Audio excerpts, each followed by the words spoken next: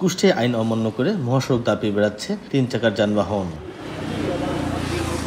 মহাসড়কের উপরে গড়ে উঠেছে স্ট্যান্ড। দূরপাল্লার যানবাহনের চালকরা বলছেন 3 চাকার বাহনের জন্য স্বাভাবিক গতি হারাচ্ছে দূরপাল্লার যানবাহন। এতে একদিকে সময় অপচয় হচ্ছে, অন্যদিকে ভাড়া বৃদ্ধি পেয়েছে বাস, ট্রাক সহ প্রাইভেট কার ও 4 চাকার যানবাহনের। 3 চাকার কারণে সড়কে ঘটছে দুর্ঘটনা। থ্রি হুইলার যেভাবে চালায়, কোন জায়গায় দাঁড়ায় যায়, কোন জায়গায় ডাইনে মুড়া মেরে চলে যায়, ওই এক গাড়ি বাঁচাতে গিয়ে আমাদের জানের হুমকি। আগে গাড়ি চালায় একটা শান্তি ছিল, এখন সেটা নাই।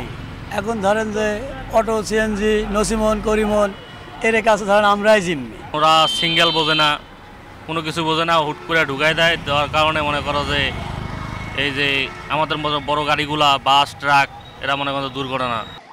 এদিকে মহাসড়কে 3 চাকার যানবাহন চলাচল অমান্য জেনেও বাধ্য হয়ে চালাচ্ছেন দাবি 3 চাকার যানবাহন চালকদের। হাই রোডের সমস্যা, আমাদের তো কোনো সাইড কোনো রোড নাই, পেটের দায় থেকে আমরা বিশ্ব রোডে ওঠা লাগে। সচেতনতা বৃদ্ধি সহ মোবাইল কোর্ট পরিচালনা করে ব্যবস্থা নেওয়ার আশ্বাস জেলা প্রশাসকের। সচেতনতা বৃদ্ধি করার জন্য বিভিন্ন সময় মিটিং করেছি, যাতে করে এই 3 চাকার যানবাহন যারা চালায় তারা যেন রাস্তার মধ্যে না আসে, পাশাপাশি যারা ওঠে এই যানবাহনগুলো ব্যবহার করে তাদের সচেতনতার জন্য আমরা বিআরটি এর পক্ষ থেকে আমাদের জেলা প্রশাসনের সহযোগিতায় আমরা বিভিন্ন সময় মিটিং করেছি। সড়ক বিভাগের তথ্য মতো জেলায় 2টি জাতীয় মহাসড়ক ও 4টি আঞ্চলিক মহাসড়ক রয়েছে। এস এম রাশেদ, সময় সংবাদ, কুষ্টিয়া।